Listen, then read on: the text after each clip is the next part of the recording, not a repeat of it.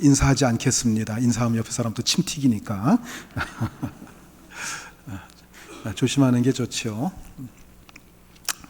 중국 우한발 신종 코로나 바이러스로 인해서 온 세상이 큰 공포 속에 빠져들고 있는 현실입니다. 중국에서는 이미 수만 명의 확진자가 나왔고 매일같이 7, 80명 혹은 100명 넘게 이 전염병으로 인해서 죽어가는 사람들이 점점 늘어나고 있는 게 사실입니다. 우리나라에서도 확진자가 24명까지 나왔다는 얘기를 들었는데 더 이상 확산되진 않더라고요. 제가 엊그저께 설교 준비하면서 30명이라고 추정을 했는데 제가 아침에 고쳤습니다. 그런데 이 질병관리본부에서는 아직까지도 확실하게 찾지 못하고 있는 확진자가 수십 명이 있고 그들이 여기저기 활보하고 다니고 있을 것이다, 그렇게 보도를 해서 많은 국민들이 두려워하고 있는 것이 현실입니다. 특히 지난달 23일에 중국 우한에서 여행차 우리나라에 들어온 30여 명의 중국 여행객이 우한 공항의 폐쇄로 말미암아 돌아가지를 못하고 그냥 한국에 머물러 있다고 하는 겁니다. 그들 중에서 23번째 확진자가 나온 거예요. 그런데 문제는 그 나머지 사람들이 어디에서 어떻게 어디로 활동하고 움직이고 있는지를 아직 그 동선조차 정확하게 파악하지 못하고 있다고 하는 것입니다. 최첨단의 정보망을 가지고 있는 우리나라입니다마는 스스로 숨어버린 사람들을 찾는 일은 여간 어려운 일이 아닌 것 같습니다. 빨리 그 잃어버린 사람들을 찾아야 되겠죠. 그리고 더 이상 이 전염병이 확산되지 않도록 다 같이 힘써야 될 줄로 생각을 합니다. 오늘 본문 말씀은 예수님의 어린 시절에 있었던 하나의 에피소드를 소개하고 있습니다. 유월절을 지키기 위해서 예수님의 부모가 어린 예수님을 데리고 예루살렘으로 갔다가 예수님을 잃어버린 사건입니다. 12살 이상 된 유대인으로서 예루살렘에서부터 100여리 안에 있는 그곳에 사는 남자들은 명절이 되면 반드시 예루살렘 성전에 와서 예배를 드려야만 했습니다. 예루살렘 성전은 모든 이스라엘 백성들의 영원한 고향이었습니다.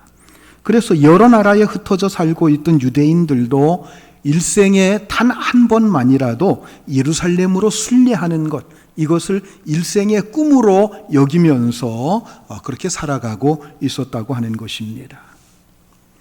유대인들은 12살이 되면 성인이 되고 율법의 아들이 되어 율법을 지킬 의무가 주어집니다.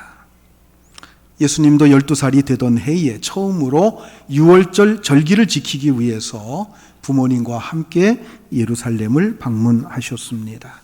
그런데 문제는 유월절을 잘 지키고 고향으로 돌아가는 도중에 문제가 생긴 겁니다. 예수님의 부모들이 서둘러 집으로 돌아가는 도중에 어린 예수님을 그만 잃어버리고 만 것입니다. 예수님의 모친은 성모 마리아로 알려져 있는 거룩한 여성입니다. 예수님의 부친 요셉도 성경에서는 굉장히 의로운 사람으로 묘사하고 있습니다. 그분들이, 그 거룩한 사람들이 유월절이라고 하는 이스라엘 최대 명절에 거룩한 도성 예루살렘에서, 그것도 하나님의 성전에서 예배를 드리고 난 다음에 예수님을 잃어버린 겁니다. 악한 사람이 잘못된 때에 잘못된 곳에서 나쁜 일 하다가 예수님을 잃어버린 게 아닙니다. 거룩한 사람들이 거룩한 절기에 거룩한 장소에서 하나님 앞에 예배하고 돌아가다가 예수님을 잃어버렸다고 하는 겁니다. 여러분, 이게 뭘 의미할까요? 사람은 누구나 예수님을 잃어버릴 수 있다고 하는 사실을 우리에게 암시해 주고 있는 말씀입니다.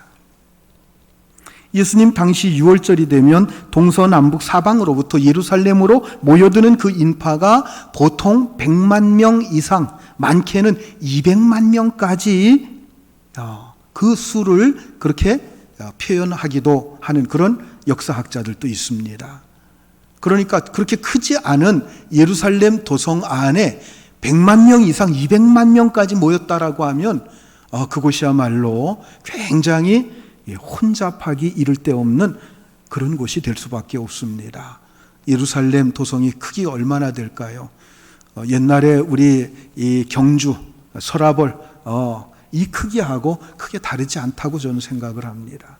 그러니까 저쪽 반월성에서부터 시작을 해서 아마 우리 교회에 있는 이 정도까지 이걸 좀 둘러가지고 우리가 생각한다고 하면 그 정도 크기, 그 정도가 아마 예루살렘 도성이라고 생각하면 될 것 같습니다. 거기에 100만 명 혹은 200만 명이 모였다라고 하는 것은 우리가 상상만 해도 굉장히 혼잡할 것이다라고 하는 것을 우리가 짐작할 수가 있습니다. 자, 어쨌든 7일간 계속된 절기를 마치고 고향으로 돌아가는 도중에 문제가 발생을 한 거예요. 12살 난 어린 아들 예수를 그 부모가 잃어버린 것입니다. 예루살렘에 그 많은 사람들이 몰려들어서 북새통을 이루고 있었기 때문에 아마도 미아 사건이 한두 건이 아니었을 것입니다. 자, 그런데 예수님의 부모가 예수님을 잃어버린 채 고향으로 돌아가고 있었다고 하는 것, 이것은 오늘날 우리들에게도 큰 교훈을 줍니다. 이 시간에 그분들이 어떤 과정 속에서 예수님을 잃어버리게 되었는지, 그리고 어떤 방법으로, 그리고 어디에서 찾았는지, 이런 것들을 우리가 살펴보면서 저와 여러분들 함께 은혜를 나누려고 합니다. 자, 첫 번째로 우리가 생각해 볼 문제는 그들이 예수님이 동행 중에 있는 줄로 생각했다고 하는 것입니다.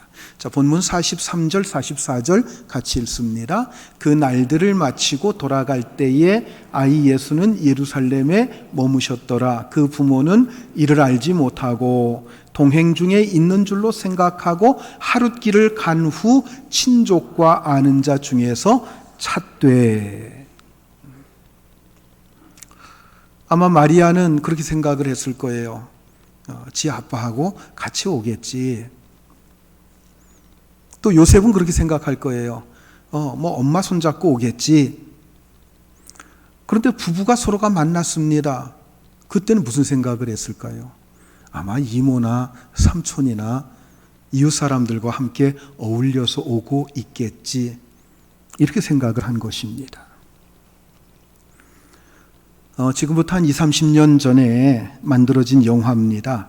성탄절 때마다 아주 단골로 방영되기 때문에 아마 다들 보셨으리라고 생각을 하는데, 나 홀로 집에라고 하는 그런 영화가 있었지요.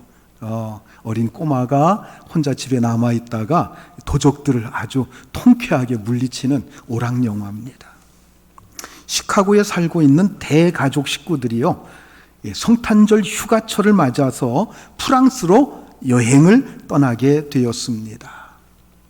떠나기 전날 20명이나 되는 그 대가족 식구들이 한 집에 다 모였어요. 왜냐하면 그 다음날 이른 새벽에 비행기를 타야 되기 때문에 한 가정이라도 놓치면 안 돼서 다 같이 함께 모여서 함께 공항으로 가기로 그렇게 약속을 하고 집에 모여서 같이 잤습니다. 그런데 그날 밤에 태풍이 불어서 전화도 끊어지고 전기도 끊어지고 다 끊어진 거예요.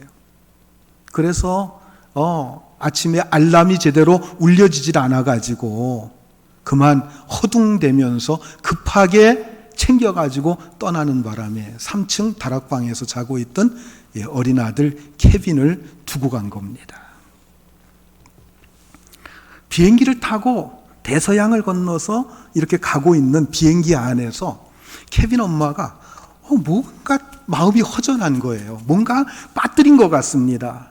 그 뭘 빠뜨렸을까? 불안한 마음을 가지고 추적해 가는데 그만 소중한 아들을 두고 온 겁니다. 그래서 그 비행기에서 케빈 하고 소리 지르는 장면이 굉장히 인상이 깊습니다. 케빈 엄마가 비행기 시간이 급해서 서두르다가 케빈을 잊어버린 것처럼 예수님의 부모도 분주한 마음에 어린 예수님에 대한 생각을 잊어버린 것입니다. 그들은 먼 나사렛 동네에서 예루살렘까지 며칠을 걸려서 걸어왔습니다. 나사렛에서부터 예루살렘까지는 약 100km 정도의 거리가 됩니다. 하루에 한 20km 정도씩 움직였다고 생각을 하면 한 닷새 정도 걸렸다라고 우리가 생각해 보면 될 것 같습니다. 닷새 정도 걸어와서 일주일 동안 절기를 지키고 다시 닷새를 걸어서 고향으로 돌아가야 됩니다. 가난한 살림살이에 여러 가지 해야 될 일들이 밀려 있었을 겁니다. 그러니까 돌아가는 그들의 마음이, 그들의 발걸음이 몹시 분주했을 것입니다. 그렇게 분주한 마음에 서두르다 보니까 어린 예수님을 제대로 챙기지 못한 것이 아닌가 하는 생각을 해보게 됩니다. 또한 자기 가족만 간 것이 아닙니다. 일가 친척들과 그리고 이웃들과 함께 어울려서 떠났던 것 같아요. 그래서 예수님의 부모는 친척이나 이웃들 속에 거기에도 아이들이 있을 테니까 그들과 함께 놀면서 오고 있겠지라고 생각을 했던 것 같습니다.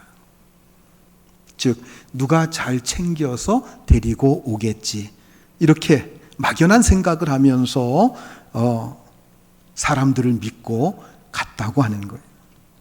그리고 그렇게 하루 길을 간 후에 보니까 어린 예수가 없어서 깜짝 놀라게 되는 겁니다. 바로 여기에 문제가 있습니다. 그리고 이것은 예수님의 부모만의 문제가 아닙니다. 오늘 우리 모두의 문제이기도 하다는 것입니다. 우리는 쉽게 생각합니다. 뭐 예수님 나와 함께 하시겠지. 당연히 내 곁에 계시겠지. 이렇게 생각을 합니다. 그렇게 쉽게 생각하고 자신의 일에 몰두해 있는 동안 예수님을 내 삶 속에서 잃어버리는 경우가 허다하다고 하는 것입니다. 여러분, 집사나 권사나 장로라고 하는 그 직분이 예수님과 동행을 보장해 주는 게 아닙니다.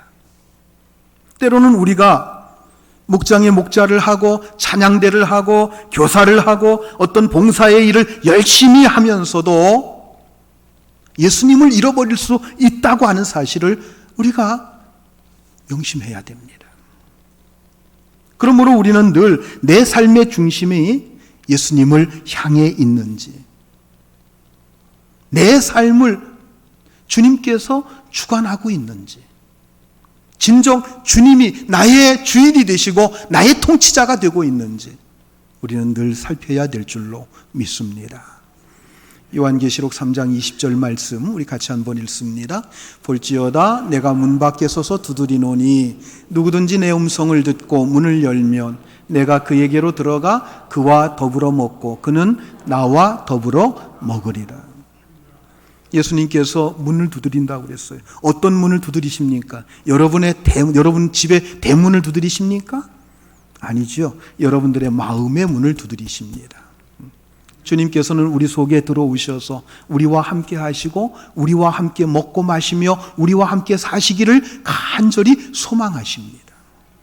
마음 문을 활짝 열고 주님을 모시고 그분과 더불어 사는 여러분들이 되시기를 주의 이름으로 축원합니다. 그런데 어떤 분들은 마음을 두드리는데도 주님께서 두드리는데도 그냥 밖에 세워놓는 분들이 있어요. 또 어떤 분들은 마음에 모시긴 모셨어요. 그런데 속된 말로 한쪽 구석에 처박아 놓고 자기가 하고 싶은 대로 자기 의사대로 자기 뜻대로 모든 것을 다 해버리는 사람도 있다는 것입니다. 전에 어떤 선대 목사님이 저에게 그런 질문을 하세요. 목사님 강대상에 올라가면 제일 먼저 무슨 기도하세요? 그러더라고요. 그래서 제가 그냥 대답을 했죠. 제가 오늘 이 설교를 통해서 성도들이 은혜 많이 받기 위해서 그렇게 기도한다고요. 근데 그 목사님이 하시는 얘기가 자기도 전에는 그렇게 기도를 했다는 거예요. 그런데 어느 순간에 자기가 깨닫고서 자기가 기도를 바꿨다고 합니다. 뭐라고 기도를 바꿨는가 하면 주님, 제가 설교하는 내내, 예배하는 내내 오직 주님만 집중하게 해 주시옵소서. 이렇게 주님께 집중하면서 예배드리고 설교하게 해달라고 그렇게 기도하게 되었다고 하는 겁니다. 제가 그 말씀을 듣고서 제가 크게 깨닫고요. 저도 그때부터 강대상에 맨 먼저 엎드리면은 그 기도를 합니다. 주님, 제가 오늘 예배하는 동안 오직 주님만 집중하게 해 주시옵소서. 제가 말씀을 전하는 동안 사람들의 어떤 반응 이런 거에 너무 신경 쓰지 않게 하시고 오직 주님만 집중해서 말씀 전하게 해 주시옵소서. 이렇게 기도하게 되었습니다. 여러분, 이건 아무것도 아닌 얘기 같아도요, 굉장히 중요한 얘기입니다. 왜냐하면 우리는 주님을 위해서 일한다고 하면서도 자주 주님을 잃어버리면서 그렇게 일하고 있기 때문에 그렇습니다.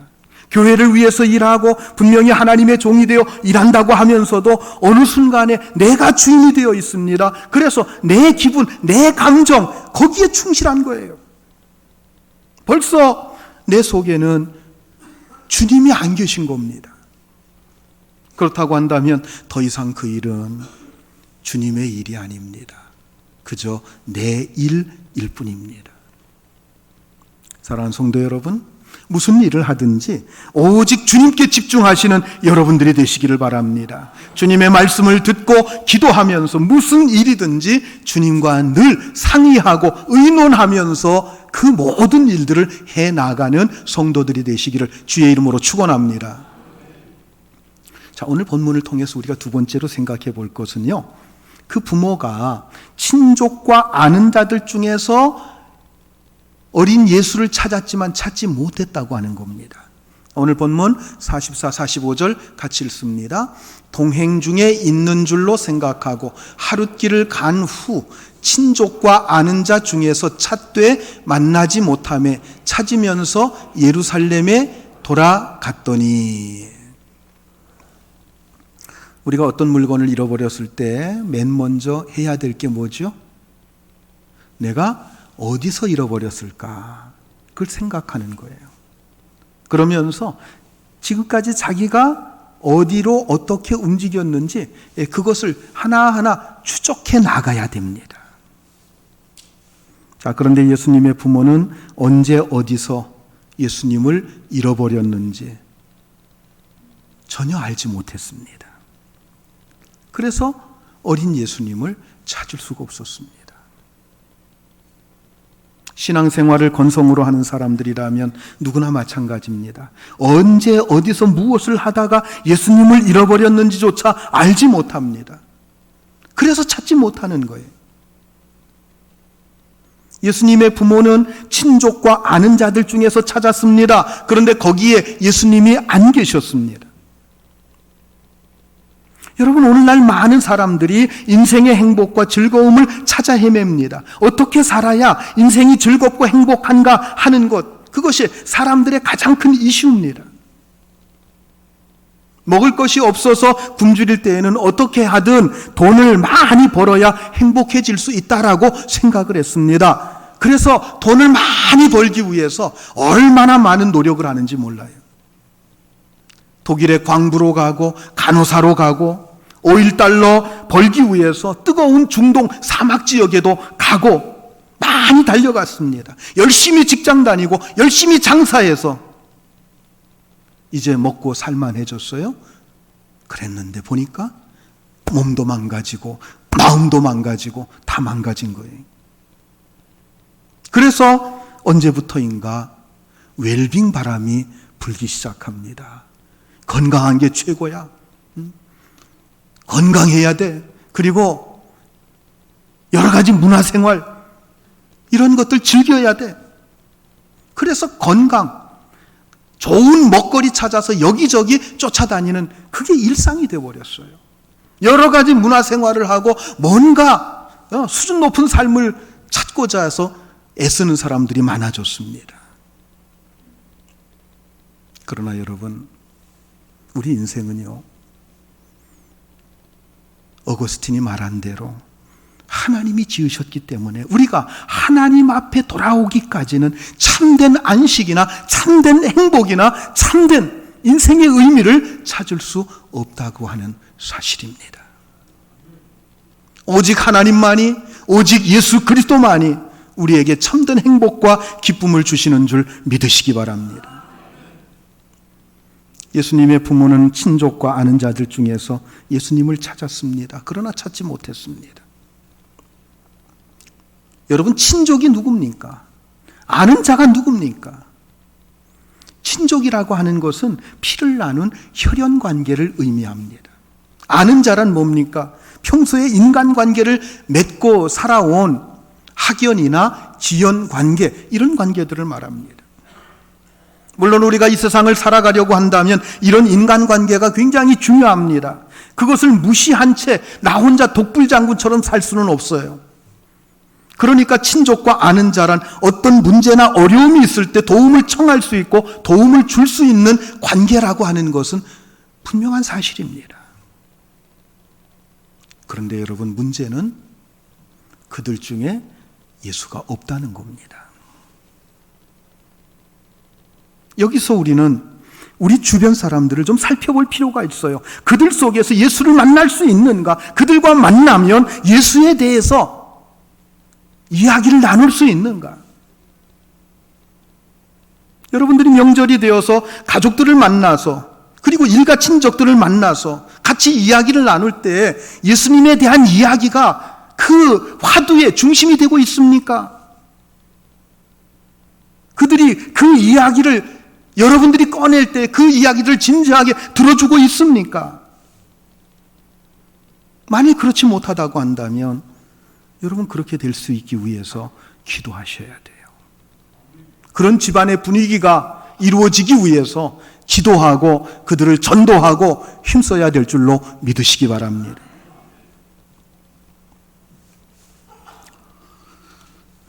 오늘 본문을 통해서 우리가 또 한 가지 살펴볼 것은, 예수님의 부모는 어린 예수님을 어디에서 찾았어요? 성전에서 찾았다라고 하는 것입니다. 자, 오늘 본문 46절, 47절 우리 같이 한번 읽습니다. 사흘 후에 성전에서 만난즉 그가 선생들 중에 앉으사 그들에게 듣기도 하시며 묻기도 하시니 듣는 자가 다 그 지혜와 대답을 놀랍게 여기더라. 부모님은 잃어버린 예수님을 예루살렘으로 돌아가서 돌아온 길을 다시 되돌아가는 겁니다. 벌써 하룻길을 왔기 때문에 하룻길을 되돌아가야 되는 거예요. 그리고 다른 곳에서 조금 헤맸던 것 같아요. 예수님을 성전에서 찾았는데 3일 만에 찾았다라고 말씀하고 있습니다. 어린 예수님은 성전에서 성경을 가르치는 선생들과 함께 율법에 대해서, 하나님의 말씀에 대해서 주고받으면서 가르치기도 하고 듣기도 하고 하면서 경건한 시간을 보내고 계셨습니다. 그리고 예수님이 말씀하시는 것을 듣는 그 사람들이 예수님의 지혜로운 대답에 다 놀랐다라고 말씀하고 있습니다. 그런 은혜로운 분위기 속에서 지금 예수님이 계신 거예요. 그런데 예수님을 보자마자 예수님의 부모가 뭐라고 얘기합니까? 본문 48절 말씀 같이 읽겠습니다. 48절입니다. 그의 부모가 보고 놀라며 그의 어머니는 이르되 아이야 어찌하여 우리에게 이렇게 하였느냐? 보라 내 아버지와 내가 근심하여 너를 찾았노라. 뭐 응당 부모의 입장에서 그렇죠. 사흘 동안이나 헤매다가 겨우 예수님을, 아들을 찾은 겁니다. 어린 아들을 찾은 거니까 이렇게 꼭 엄마 아빠 따라와야지, 그렇게 따로 놀면 어떻게 큰일 나지, 그러면서 아마 이런 걱정을 하고 이런 또 책망도 할 수 있습니다. 자, 그런데 예수님께서 뭐라고 대답하셨나요? 49절 말씀 같이 봅니다. 예수께서 이르시되 어찌하여 나를 찾으셨나이까? 내가 내 아버지 집에 있어야 될 줄을 알지 못하셨나이까 하시니. 어찌하여 나를 찾으셨나이까? 내가 내 아버지 집에 있어야 할 줄을 알지 못하셨나이까? 두 마디 하셨어요. 근데 이 두 마디가 굉장히 중요한데요. 자, 우선 왜 중요하냐? 성경에 기록된 예수님이 직접 하신 말씀 가운데 첫 번째 말씀이 이 말씀이에요. 그렇죠? 물론 그 전에도 예수님 많은 말씀을 하셨겠지만은 성경에 기록된 첫 번째 말씀이 이 말씀입니다.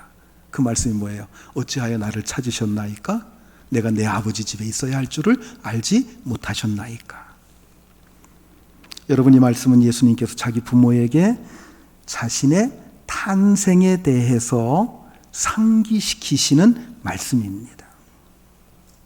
예수님은 그의 부모에게 있어서 그저 평범한 아들이 아니라는 거예요. 예수님은 동정녀의 몸에서 성령으로 잉태하신 하나님의 거룩하신 아들입니다. 자, 그런데 10년 이상 아들로 키우면서 그 부모는 그 아들의 특별한 탄생에 대한 기억이 점점 희미해져 갔습니다. 그래서 예수님의 이 말씀은 자신이 당신의 아들이기 이전에 나는 하나님의 아들이라고 하는 것을 깊이 상기시켜 주신 것입니다. 자, 50절과 51절 같이 봅니다. 그 부모가 그가 하신 말씀을 깨닫지 못하더라. 예수께서 함께 내려가사 나사렛에 이르러 순종하여 받드시더라. 그 어머니는 이 모든 말을 마음에 두니라. 예수님이 하신 말씀을 부모가 깨닫지 못했어요. 다만 어머니가 그 말을 마음에 두었다, 그렇게 말씀하고 있습니다. 자, 그런데 여러분, 이 두 가지 말씀, 어찌하여 나를 찾으셨나이까? 내가 내 아버지 집에 있어야 할 줄을 알지 못하셨나이까? 이 두 마디 말씀, 이것은 오늘 우리에게 굉장히 중요한 질문입니다. 여러분, 주님은 지금도 우리를 향해서 너희는 어찌하여 나를 찾느냐라고 물으십니다. 여러분 모두 주님을 찾아서 이 자리에 나오신 줄로 믿습니다.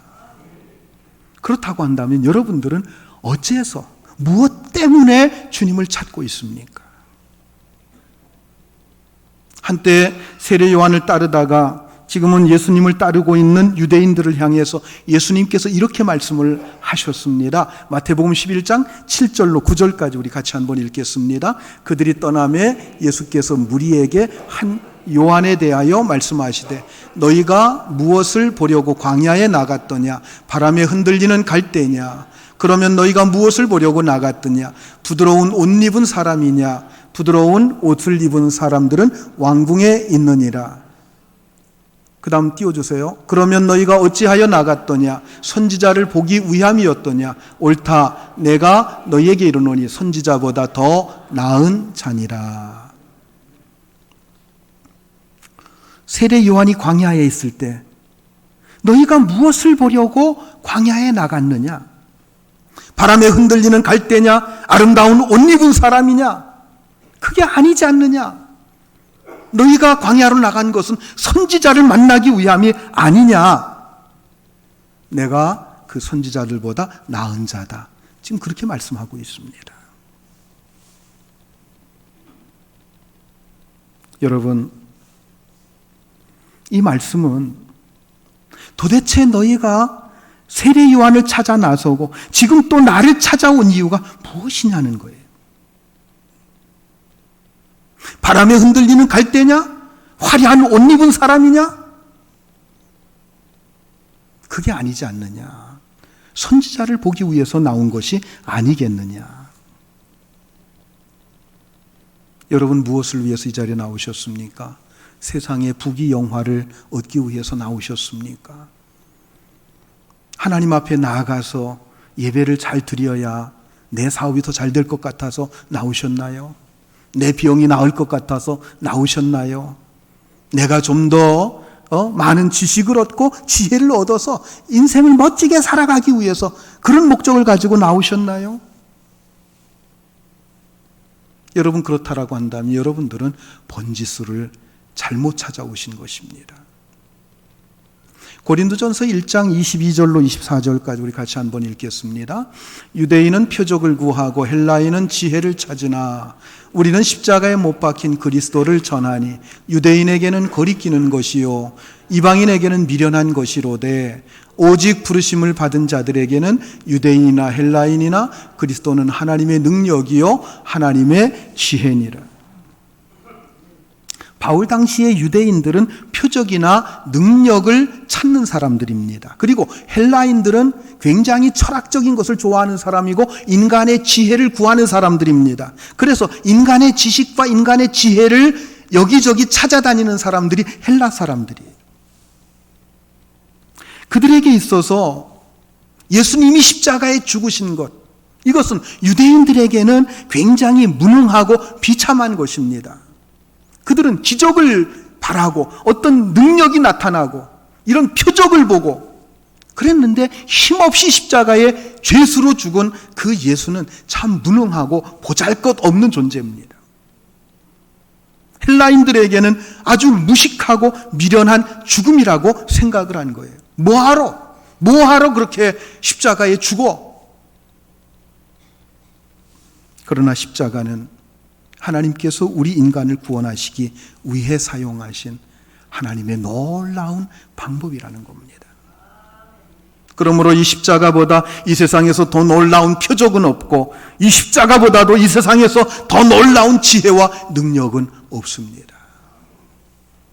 이 놀라운 은혜와 사랑 때문에 오늘 우리가 예수님을 찾는 거예요. 예수님의 은혜와 사랑이 지금도 우리를 강권하시기 때문에 지금 이렇게 주의 전에 나와서 우리가 예배하며 그 십자가의 은혜와 그 사랑 때문에 그것이 강권하여 우리가 하나님을 위해서 헌신하고 하나님을 위해서 충성하는 것 아니겠습니까? 그 다음에 주님께서 지금도 우리에게 물으십니다. 내가 내 아버지 집에 있어야 될 줄을 알지 못하였나이까? 라고 하십니다. 여러분, 이 말씀은요, 이 세상의 모든 문제의 해결 방법, 그것은 하나님의 집, 하나님의 성전, 하나님 앞에 나아갈 때 거기서 찾을 수 있다고 하는 겁니다. 우리가 이 세상에 살면서 여러 가지 많은 문제를 만납니다. 여러분, 그 문제를 어디서 풀 수 있습니까? 예수님의 부모가 성전에 와서 예수님을 찾았다고 하는 것, 이것은 모든 문제의 해결이 바로 성전에 있음을 암시해주는 말씀입니다. 물론 인간관계를 통해서 해결하거나 어떤 정치적인 수단이나 돈으로 해결할 수 있는 문제들도 많이 있을 거예요. 그러나 그 어떤 길도 영원한 길이 되지 못한다고 하는 겁니다. 그래서 사람들은 그 모든 길에서 실패하고 난 다음에 마지막으로 하나님 앞에 나와 엎드리는 거예요. 내가 여기도 가보고 저기도 가보고 이것도 해보고 저것도 해보고 다 소용없었습니다. 오직 하나님만이 나의 주님이십니다. 거기서 주님을 만나게 되고 거기서 모든 문제의 해답을 얻게 됩니다. 우리가 구약 성경을 보면 유대인의 역사는 성전을 중심으로 해서 이어져 온 역사라는 것을 알 수가 있습니다. 예루살렘 성전은 유대인들의 신앙의 중심이었습니다. 그들은 여기서 절기를 지키고 하나님께 예배를 드리고 제물을 바쳤습니다. 그런데 여러분, 성전은 단순히 신앙의 중심지만이 아닙니다. 성전은 그들의 모든 삶의 중심지요, 그들의 마음의 영원한 고향과 같은 곳이었습니다. 그들의 삶은 신앙과 분리되지 않았습니다. 삶이 신앙이고 신앙이 삶이었어요. 그리고 그들이 어떤 상태에 있었는가 하는 것, 그것은 예루살렘 성전의 상태를 보면 그들의 상태를 알 수가 있었습니다. 성전이 깨끗하고 성전이 바르게 제사가 드려지고 성전의 예배가 이루어질 때, 그때는 나라 전체가 평안했습니다. 그러나 성전이 타락하고 성전의 제사가 형식화되고 하나님 앞에 온전한 예배가 이루어지지 않을 때에는 나라 전체가 혼란에 빠질 수밖에 없었다고 하는 겁니다. 여러분, 이렇게 예루살렘 성전은 신앙의 중심지인 동시에 삶의 중심지였습니다. 그래서 이스라엘 역사를 보면 선지자나 의식 있는 왕들이 성전을 개혁하다가 그리고 성전을 깨끗이 하려고 그렇게 애썼던 모습, 성전을 개혁하다가 그 속에서 놀라운 은혜를 발견해서 부흥의 역사가 일어났던 그런 경우들을 우리가 많이 볼 수가 있습니다. 여러분, 이 성전이 의미하는 게 뭡니까? 이 성전은 오늘 우리가 드리는 예배를 말하는 겁니다. 성전 중심의 삶이라고 하는 것은 예배 중심의 삶을 가리키는 겁니다. 특별히 이 주일 예배가 여러분들의 삶의 중심에 서 있어야 될 줄로 믿으시기 바랍니다.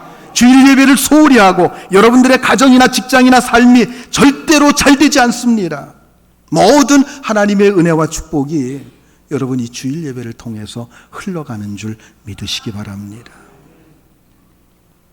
올 한 해 여러분 예수님을 찾으시기 바랍니다. 중심으로 예수님을 찾고 예수님과 함께 동행하시길 바랍니다. 무엇을 위해서 예수님을 찾습니까? 예수님을 통해서 여러분들의 신앙, 여러분들의 삶이 정말 예수님 중심으로 이루어지기 위해서 예수님이 통치자가 되시고 예수님의 말씀이 여러분들의 삶을 온전히 지배하기 위해서 예수님을 찾으시기 바랍니다. 그리고 성전을 가까이 하십시오. 예배를 가까이 하십시오. 말씀을 가까이 하십시오. 그래서 하나님의 은혜와 복이 여러분들을 통해서 이 세상 속으로 흘러가는 놀라운 역사가, 축복의 역사가 여러분들에게 있기를 주님의 이름으로 축원합니다. 기도하시겠습니다.